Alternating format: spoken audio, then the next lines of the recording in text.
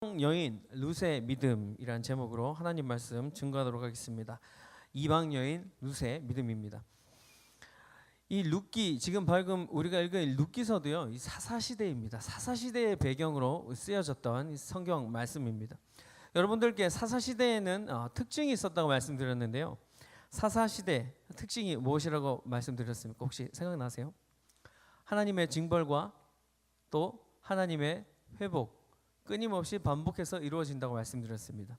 우상을 섬기 하나님을 떠난 그 하나님의 백성 이스라엘 민족들에게 하나님이 징벌을 내리시고 또 그들을 사랑하셔서 가엾게 여기셔서 다시 그들을 회복시키는 그 징벌과 회복이 계속해서 반복되어서 일어난다고 말씀드렸습니다. 하나님께서 그들을 다시 돌이키기 위하여서 쓰셨던 그 징벌의 도구, 그 징벌의 도구가 전쟁과 기근이라고 말씀드렸습니다. 전쟁과 궁핍함, 가난, 흉년이라는 것이죠. 하나님께서 과거 이스라엘 민족들에게 가나안 땅을 허락하실 때 그 땅을 전쟁해서 모든 땅을 차지하라, 이 땅을 정복하라라고 말씀하시면서 모든 전쟁에서 만군의 주 여호와와 함께 나아가는 너희들에게 내가 모든 전쟁에서 승리하게 해주셨다라고 했는데, 이스라엘 민족들이 항상 범죄하고 타락하고 하나님께로부터 돌아섰기 때문에 하나님께서는 그들에게 그 징벌의 도구로 그들의 전쟁을 허락하셨고 전쟁에서 이기기는커녕 언제나 패하게 만드셨다라는 것입니다. 얼른 회개하고 다시 나에게로 돌아오라라는 그 메시지를 주시기 위함이었죠. 마치 부모가 사랑하는 자녀에게요, 바르게 교육시키기 위하여서, 자녀가 다른 길로 흐트러지지 않게 하기 위해서, 바른 길로 성장하기 위해서 사랑의 매를 드는 것과 같은 그런 원리인 것이죠. 큰 용사 기억나시죠? 기드온. 그 사사시대의 배경이 되었던 것이 전쟁이었다면, 오늘 우리가 읽은 이 룻기에서 이 시대의 배경이 되었던 것은 바로 흉년, 궁핍함, 기근이었다는 것입니다. 룻기 1장 1절을 보시면 사사들이 치리하던 때에, 사사들이 다스리던 때를 말하는 것입니다. 그 땅에 흉년이 드니라.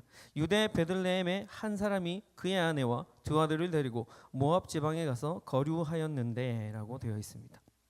여러분, 이 장면을 보면, 이 말씀을 보면요, 되게 이상한 점을 하나 발견할 수 있습니다. 바로 이 흉년이 일어났던 이곳이 베들레헴이었다는 것을 알 수가 있는데요. 베들레헴, 그 땅의 지명의 이름은 혹시 뭔지 아세요? 빵집입니다. 우리말로 하면 밥집입니다. 밥집. 밥집에 먹을 것이 없다는 얘기입니다. 빵집에 양식이 없다라는 것이죠. 왜 이렇게 먹을 양식이 풍족해야만 하는 그런 과거로부터 먹을 것이 풍족해서 그 땅의 지명의 이름을 베들레헴이라고 지었던 곳에 왜 흉년이 들었습니까? 왜 먹을 것이 없었을까요? 그것은 바로 하나님께서 그것을 징벌의 도구로 쓰셨기 때문이죠. 이스라엘 민족들을 다시 돌아오게 하기 위하여서 그렇게 선택하셨다는 것입니다. 하나님께서 풍족함을 주신 그 베들레헴, 그곳에 먹을 것이 없어지자 그 이스라엘 민족들은, 그곳에 있었던 그 베들레헴 사람들은요, 그 땅을 떠나게 되었습니다. 먹을 것이 풍족한 그곳을 찾아 떠나게 되었던 것이죠. 본문에서는 나오미의 가족들만 얘기하고 있었는데, 우리가 알 수 있는 것은, 분명히 우리가 추측해 볼 수 있는 것은 나오미의 가족들뿐만 아니었을 것입니다.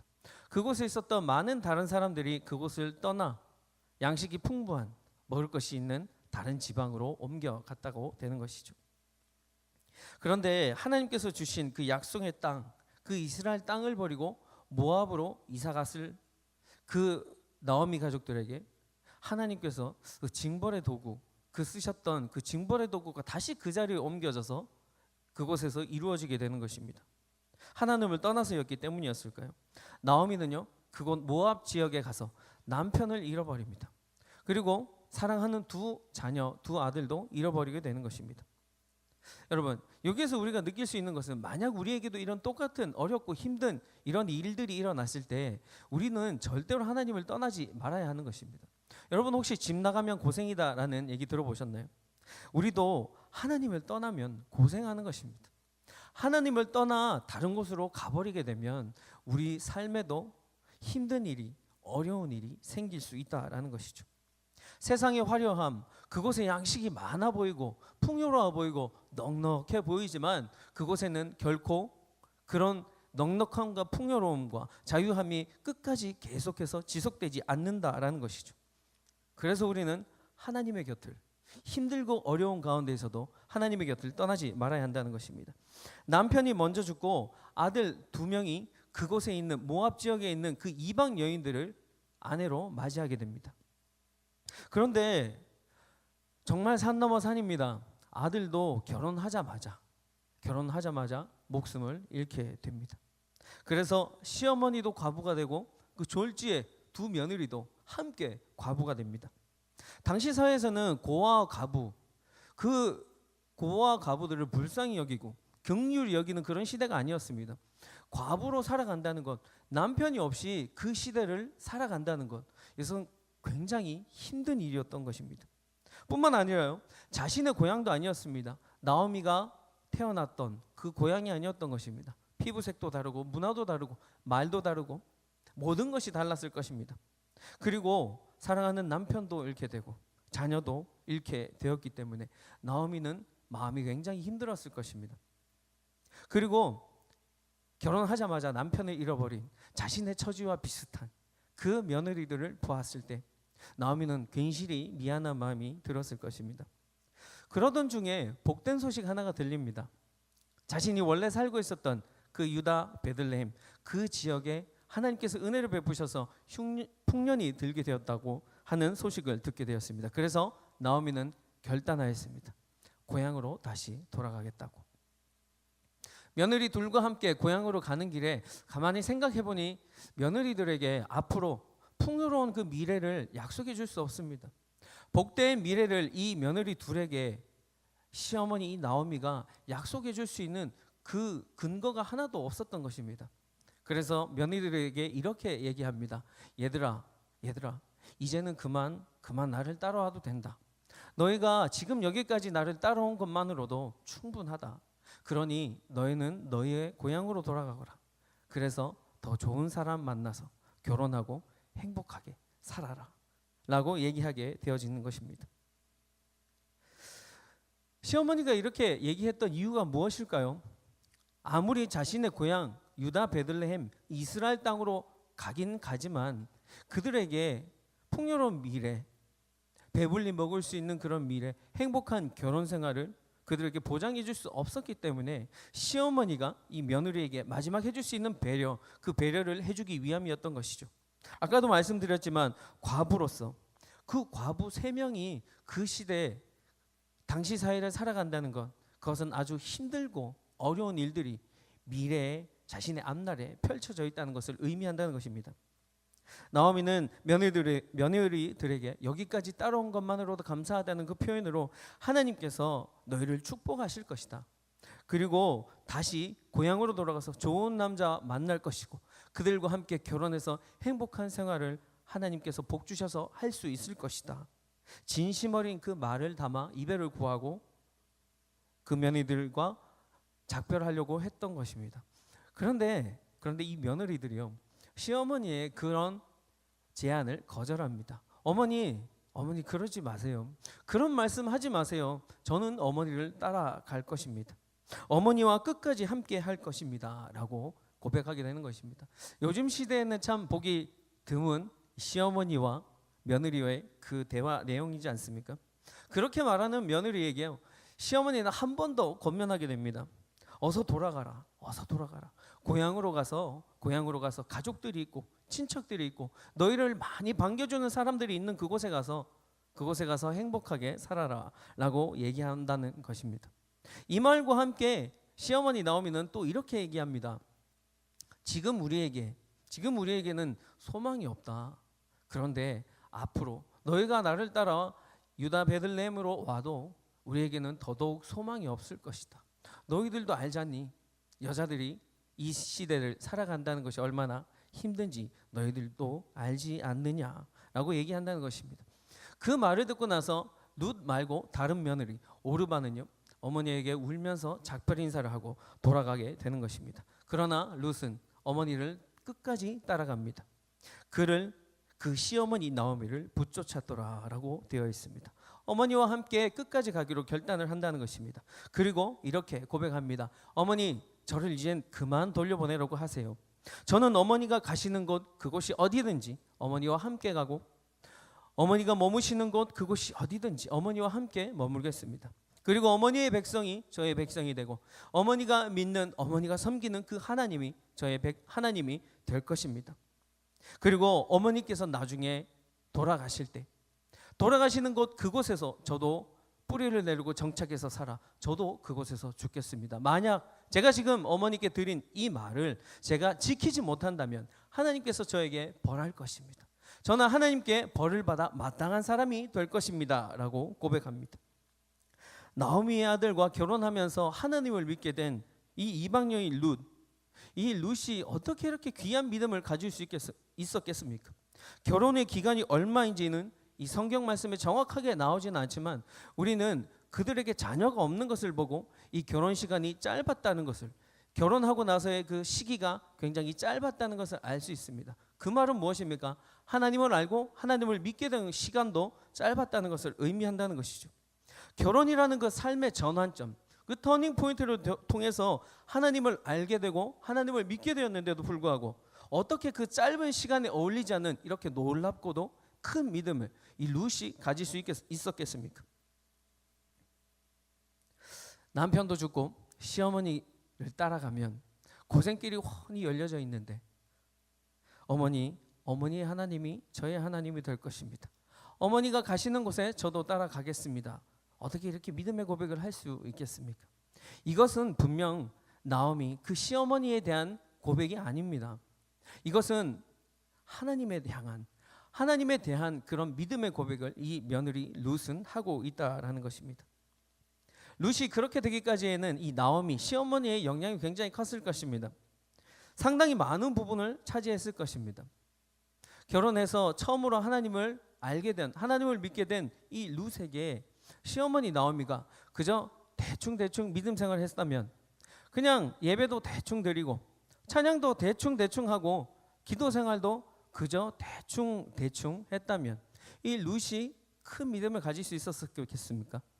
룻도 아마 시어머니를 본받아 대충 믿음 생활을 했겠죠. 그런데 하나님을 향한 그 나오미, 그 시어머니의 믿음이 아주 컸기 때문에 룻도 아주 큰 믿음을 가지고 소유할 수 있게 되었다는 것이죠. 여러분, 우리도 누군가에게 이렇게 좋은 영향력을 미쳐야 되지 않겠습니까? 이렇게 좋은 믿음을 그 사람들에게 심어줄 수 있는 그런 선한 영향력을 끼쳐줄 수 있는 사람이 되어야 하지 않겠습니까? 특별히 이 새로운 팸을 시작하는 2019년 이 첫 번째 주일 예배를 통해서 말입니다. 여러분들께 한번 도전드리고 싶습니다. 우리 특별히 14명의 팸 리더들과 우리 모든 팸원들, 여러분들에게 2019년 이 YDC에 하나님께서 주시는 그 큰 믿음을 받아 소유하게 되시길 주님의 이름으로 간절히 축원합니다. 아멘. 그렇다면 룻이 가지고 있었던 이 믿음을 통하여서 우리가 함께 살펴보고 하나님의 은혜를 나누는 시간 가지도록 하겠습니다. 첫 번째입니다. 룻에게는요, 올바른 것을 선택할 수 있는 믿음이 있었습니다. 룻은 올바른 것을 선택할 수 있는 믿음이 있었습니다. 무엇보다 룻에게는 인생의 어떤 그 어려운 문제가 닥친다 할지라도 그 문제 앞에서 바르게 결정할 수 있는 결단력 있는 믿음이 있었다는 것입니다. 그의 신앙생활은 앞서 말씀드렸던 것처럼 길지 않았습니다. 짧았습니다. 그러나 하나님을 위하여서는 과감히 버릴 수 있는 그런 결단력 있는 믿음이 있었다는 것입니다. 룻은 모압의 여인이었습니다. 이방 민족이었습니다. 유다 베들레헴 사람, 이스라엘 사람과 결혼하면서 그때부터 하나님을 믿게 되었습니다. 자신이 어려서부터 태어나면서부터 믿었던 그 이방신 우상들을 결혼하면서 과감히 버렸다는 것입니다. 하나님을 믿기로 결단하였다는 것이죠. 쉽지 않은 결정이었지만 룻은 이렇게 올바른 것을 선택할 수 있고 올바른 것을 결단할 수 있는 그런 믿음이 있다라는 것입니다. 이렇게 올바른 결단을 하고 나니 하나님께서 그에게 큰 믿음으로 성장할 수 있게 해주셨다는 것이죠. 반면에 다른 한 명의 그 며느리 오르바는 어떻습니까? 오르바는 어떤 선택을 하였습니까? 처음에는 룻과 같이 시어머니를 떠나려고 하지 않았습니다. 그러나 계속되는 시어머니의 권유로 결국에는 돌아가게 되었습니다. 그런데 그가 사실 돌아가기로 결단한 것은 시어머니의 그런 권유, 이제는 그만 돌아가도 된다라고 했던 그 권유 때문에 돌아간 것은 아니었습니다. 단순히 그 말만 듣고 돌아간 것은 아니었다라는 뜻입니다. 시어머니 나오미가 그에게 뭐라고 했습니까? 처음에는 며느리들을 축복하면서 하나님께서 너에게 복 주시기를 원한다. 너희가 여기까지 따라온 것만으로도 너희가 날 사랑하는 줄 알고 하나님을 섬기는 줄, 하나님을 믿는 줄 내가 알겠다. 그러니 하나님께서도 너희들에게 저주를 주지 않으실 것이고 앞으로 너희 모든 미래의 삶에 하나님께서 복을 주시겠다. 그러니 이제는 너희도 너희가 원하는 대로, 너희 보기 좋은 대로 해도 된다라고 얘기했습니다. 그래도 그들이 돌아가지 않자 시어머니 나오미는 그들에게 현실적인 얘기를 해주게 되는 것입니다. 새 과부에게 앞으로 펼쳐질 그 험난한 미래에 대해서, 험난한 앞날에 대해서 현실적인 얘기를 해주는 것이죠. 정상적인 결혼 생활을 할 수 없다고 얘기해 줍니다. 당시 결혼 풍습에는요, 남편이 죽으면 남편의 형제들에게 다시 시집가는 그런 문화가 있었습니다. 우리로서는 절대로 이해가 되지 않는데요, 이 당시에는 이랬다는 것입니다. 이렇게라도 하면서 남편과 살아가야 하는 남편을 맞이하여서 결혼 생활을 해야 하는 그 타당한 이유는 정말 그 당시에는 과부로 살아간다는 것, 여자 혼자 살아간다는 것이 굉장히 힘들었다는 것을, 굉장히 괴로운 시간을 겪는다는 것을 얘기해주고 있는다는 것이죠. 그렇기 때문에 아들 2명이 다 죽었으니까, 그 2명의 아들이 다 죽었으니까 너희는 이제 다시 재혼할 수도 없다. 남편의 형제들이 없어졌기 때문에 이제는 너희는 정상적인 결혼 생활을 할 수 없다. 그리고 나의 남편도 죽었다. 내가 혹시 만약에 남편을 오늘 밤 맞이하여서 자녀를 낳아서 내 자녀가 클 때까지, 그래서 그 자녀가 성장할 때까지 너희가 기다렸다가 어떻게 다시 재혼할 수 있겠느냐. 그러니 우리에게는 정말 미래가 불분명하다라고 얘기하고 있다는 것입니다. 지금 이 모든 상황이 꼬여버릴 대로 꼬여버린 그 실타래와 같다는 것입니다. 노력해도 풀리지 않는 그런 상황인 것을 의미한다는 것이죠. 나오미는 그런 상황에 있는 자기 자신을 하나님께서 저주하였다고 스스로 자기 자신에게 말하고 있다는 것입니다. 오늘 말씀 11절과 13절 말씀을요, 현대어 성경으로 읽어보겠습니다. 그러자 나오미가 말하였다. 얘들아, 돌아들 가거라. 너희가 어쩌자고 나하고 같이 가려고 하느냐? 내가 너희 남편 될 자식들이라도 낳을 수 있다고 생각하느냐? 얘들아, 너희는 새롭게 시작해야 해. 나는 이렇게 늙어 재혼할 수도 없는 몸 아니냐? 만일 내게 어떤 희망이 남아 있어서 오늘 밤이라도 남편을 맞아들여 자식을 낳는다고 하자. 그렇다고 해서 너희가 그 아이들이 자랄 때까지 기다릴 수야 없지 않겠니? 그걸 바라고 재혼도 하지 않고 무작정 기다릴 수야 없는 일이 아니냐? 얘들아, 그건 정말 안 될 말이다. 그리고 이어서 시어머니는 이렇게 얘기합니다. 여호와의 손이 나를 치셨으므로 나는 너희로 말미암아 더욱 마음이 아프도다. 하나님께서 나의 저주를 하셨으니 나를 따라오면 그 저주가 너희들에게 끼칠까 봐 내가 염려된다라는 것입니다. 그러니 돌아가라는 것입니다. 시어머니 나오미에게 내린 저주가 무엇입니까? 남편도 잃습니다. 자녀도 잃습니다. 똑같은 그 저주를 너희가 평생 동안 짊어지고 가게 하고 싶지 않다는 것이 바로 이 시어머니 나오미의 고백이라는 것입니다. 나를 따라오면 너희들은 고생길이 훤히 열렸다. 그러니 돌아가라 라고 얘기한다는 것이죠. 이렇게 말하는 시어머니의 말을 듣고 오르바는요, 시어머니의 그 품을 떠나기로 결단하였습니다. 그가 시어머니 곁을 떠난다는 것은, 그 말이 의미한다는 것은요, 하나님을 믿는 믿음을 버리고 다시 자기가 예전에 믿었던 우상, 그 우상에게로 돌아간다는 것을 의미하는 것입니다. 여러분, 우리는 아무리 힘들어도 하나님께로부터 돌아서면 안 됩니다. 하나님을 향한 우리의 믿음을 잃어버려서는 안 된다는 것입니다. 어렵고 힘든 일이 연속해서 계속적으로 일어난다고 할지라도 유혹에, 세상적인 그 유혹과 우상에게 우리의 마음을 뺏겨서는 안 된다는 것입니다. 우리는 룻과 같이 올바른 결단을 할 수 있는 그 믿음이 있어야 한다는 것이죠. 그러나 하나님을 믿는다고 하는 사람 중에서도 룻과 같이 이렇게 올바른 결단을 못 내리는 사람들이, 머뭇거리는 사람들이 많이 있다고 하는 것입니다. 과감히 내가 버리고 내가 잘라버려야 할 것을 과감히 잘라버리고 버리지 못한다는 것이죠. 우리가 믿음으로 결단하기 그렇게 힘들게 하는 방해하는 요소들이 무엇입니까? 나의 출세욕입니까? 아니면 물질적인 욕심입니까? 정말 공부할 양이 많아서 밤에 늦게 자서, 그런다면 어쩔 수 없지만 유튜브나 SNS 같은 것 한다고 늦게 자서 피곤해서 그 다음날 우리 다니엘 새벽기도 못 나온다면 그게 말이 되는 것입니까? 그것 잠시 안 한다고 우리의 삶에 지장이 생기거나 삶에 내 목숨이 위태위태하지 않는다는 것이죠. 사랑하는 청년 여러분, 하나님을 향해서 버릴 것은 과감히 버려보시기 바랍니다. 하나님을 향한 그 믿음을 온전히 과감히 지켜보시길 바랍니다. 우리는 하나님을 향한 그 믿음을 지키기 위하여서 바른 결단을 할 수 있어야 한다는 것입니다. 결단하지 못하게 하는 것들을 과감히 버리고 하나님을 향한 믿음을 지켜나가는 우리가 되어야 할 것입니다.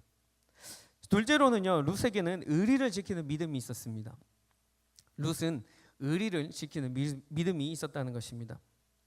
룻은 시어머니 나오미에게 진정한 의리를 지키는 그 믿음을 가지고 있었습니다.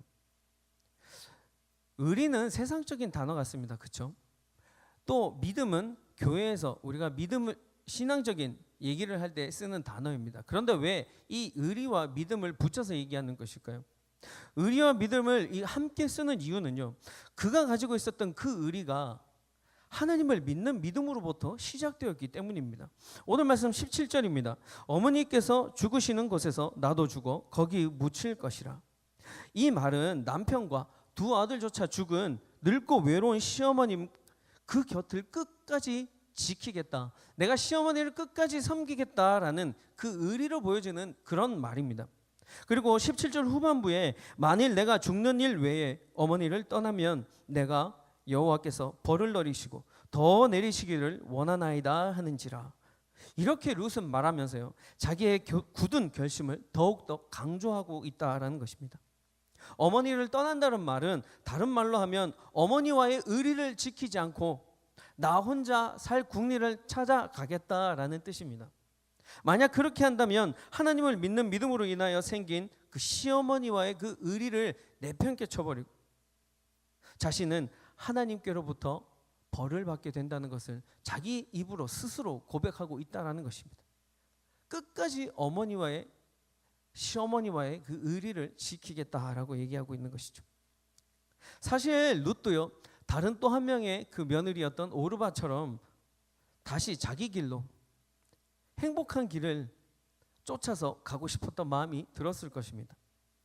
룻은 아직 젊고 미래가 창창한 사람이었습니다. 자기의 고향으로 돌아가서 다시 결혼할 수도 있었을 것이고 자녀도 낳고 행복하고 그런 삶을 충분히 누릴 수 있었을 것입니다. 그런 미래가 남아 있었다고요. 그러나 남편도 죽어버린 이 상황에서 시어머니를 돌본다는 것은 결코 쉬운 일이 아니었죠. 남편이 잠시 다른 나라로 일하러 간 것 아닙니다. 그래서 1년만 기다리면 다시 돌아올 수 있는 것 아닙니다. 남편이 전쟁을 나간 것이 아닙니다. 전쟁이 끝나면 돌아올 수 있다는 그런 기대감을 가질 수도 없는 상황입니다. 남편은 죽었습니다.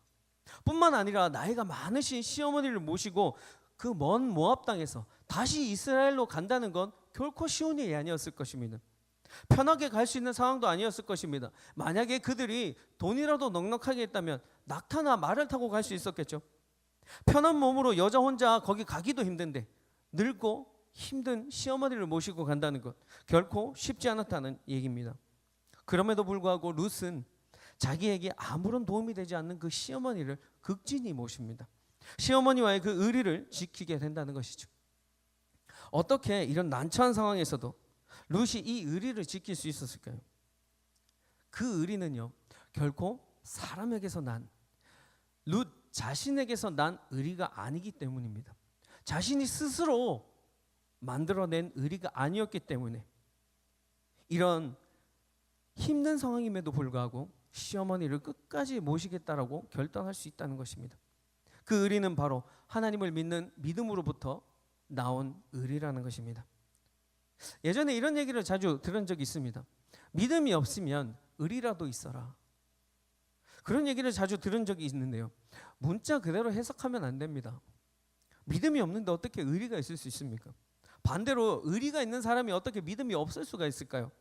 이 말은요, 믿음이 있으면 당연히 의리가 있고, 또 의리가 있는 사람은 하나님을 믿는 그 믿음이 있다라고 얘기한다는 것입니다. 의리라고 표현하니까 조금 뜻이 확실하지가 않죠. 모호해지지 않습니까? 그럼 이렇게 표현해 보면 어떨까요? 하나님의 은혜를 받았으면 당연히 그 은혜에 빚진 마음으로 은혜에 보답하는 마음을 가지고 그 은혜를 갚으면서 살아가야 한다. 그렇다면 여러분, 무엇이 하나님의 은혜입니까? 나는 아무리 생각해도 하나님의 은혜를 받은 적이 없는 것 같습니까? 그러면 여러분 자신을 한번 보십시오. 나 자신을 한번 보라고요. 지금 나의 모습을 한번 보십시오. 내가 지금 이 자리에 앉아 있는 것, 내가 여기까지 나와서 이 자리에 앉아 있는 것, 이것이 바로 하나님의 은혜 아닙니까? 지금까지 지내온 것, 모든 것이 다 주의 크신 은혜라. 그 사실보다 더 큰 은혜가 여러분 어디 있습니까? 이 사실을 믿는 것이 바로, 하나님께서 주신 그 은혜를 믿는 것이 바로 믿음이라는 것입니다. 모압이라는 나라에서 태어나서 지금까지 살았던 룻이 하나님을 알게 된 것, 그 자체가 바로 하나님의 은혜라는 것입니다. 평생 죽을 때까지 내가 하나님을 모르고 살다가 죽었을 수도 있다라는 것이죠. 그런데 하나님께서는 나를 만나 주셨고, 그 만나 주신 하나님께서 그 믿음을 지킬 수 있도록 하나님께서 은혜를 베푸셔서 지금 여기까지 인도하였다는 것, 그것이 은혜라고 한다는 것입니다. 그 믿음을 꽉 붙들고 있으니 시어머니를 모시는 것이 하나도 힘들지 않다는 것입니다. 귀찮지 않다는 것입니다. 먼 길을 시어머니를 모시고 가야 함에도 불구하고 그 길이 결코 길 길이 아니라는 것이죠. 육체가 피곤함에도 불구하고 괜찮다라는 것입니다. 이제 더 이상 남편 없이 살아도, 자녀가 없이 살아도 괜찮다라고 한다는 것입니다. 하나님을 믿는 그 믿음을 붙드니까 그런 것 없이 살아도 상관없다라고 한다는 것이죠. 더 가치 있는 것을 붙드는 믿음이 그에게 있었다는 것입니다. 하나님을 모르고 살아갈 수밖에 없었던 자신의 삶에 믿음을 주신 그 하나님만이 계시면 된다라는 것입니다. 여러분, 우리에게 부족한 것이 무엇입니까? 우리에게 부족한 것이 있다 생각하십니까? 아닙니다, 여러분. 우리에게는 부족한 것이 없습니다. 우리에게는 하나님이 계십니다. 우리에게는 하나님을 믿는 믿음이 있다라는 것입니다. 우리에게는 하나님과 사람에 대하여서 지키는 의리, 그 은혜에 보답하고자 하는 그 의리가 있다라는 것이죠. 하나님께서 베풀어 주신 그 은혜에 대한 감사하는 마음이 우리에게 있다라는 것입니다. 여러분, 더 이상 무엇을 더 바라고 있습니까? 여호와는 나의 목자시니 그것으로만으로도 충분하지 않습니까? 여호와가 나의 목자가 되어 주시니 그것만으로도 주님 충분합니다. 그런 믿음을 꽉 붙드는 것입니다. 의리를 지키는 그 믿음을, 하나님 은혜의 빚진 자의 마음으로 그 은혜를 갚겠다라는 그 믿음을 온전히 붙드시는 여러분 되시기를 주님의 이름으로 간절히 축원합니다. 여러분, 말씀을 정리하겠습니다. 룻은 비록 이방 여인이었지만 위기의 순간에 그 결단력이 있는 믿음을 보여줍니다. 하나님을 선택하는 그 결단을 보여준다는 것입니다. 하나님 외에는 다른 것은 과감히 버려버린다는 것이죠. 자신이 태어나서 지금까지 살았던 고향도 버려버리고, 자신을 지금까지 길러주었던 그 모든 가족들도 버려버리고, 자신이 지금까지 섬겼던 우상도, 세상의 달콤함도, 모든 유혹도, 나의 욕심도 다 버려버린다는 것입니다. 하나님을 만난 이후로는 하나님 외에 하나님을 믿는 믿음만이 가장 그 룻에게는 최고의 가치가 되었다는 것입니다. 그는 세상적인 욕심, 하나님을 믿는 믿음 사이에서 머뭇거리지 않았습니다. 그는 과감히 잘라버리고 버렸던 것입니다. 뿐만 아니라 그가 하나님과 사람에게 지킨 의리의 바탕에는 믿음이 있었습니다. 그 바탕에는 믿음이 있었다고요. 큰 믿음이 있었습니다. 시어머니를 모시기 위한 의리와 하나님을 믿는 믿음에서 그는 다른 우상에게로 돌아가지 아니하고 하나님에 대한 의리가 있는 믿음이 있었던 곳에 바로 그 자리에 지키고 서 있었다는 것입니다. 하나님께 받은 그 은혜에 대한 빚진 마음, 그리고 그 은혜에 보답해야 하겠다는 그 마음이 있었다는 것입니다. 사랑하는 청년 여러분, 룻과 같은 그 믿음을 소유하셔서 더 큰 하나님의 은혜를 누리시게 되시길 주님의 이름으로 간절히 축원합니다. 그리고 여러분, 혹시 지금까지 하나님만을 위해 살지 못했다면, 그런 생각이 드신다면 지금 이 시간 결단하시길 바랍니다. 룻과 같이 하나님만 온전히 의지하고 하나님과 함께라면 어디든지 가겠습니다 라고 결단하는 그 믿음을 가지시는 우리 YDC 예배자 여러분 되시길 주님의 이름으로 간절히 축원합니다. 축원합니다. 축원합니다. 함께 기도하시죠.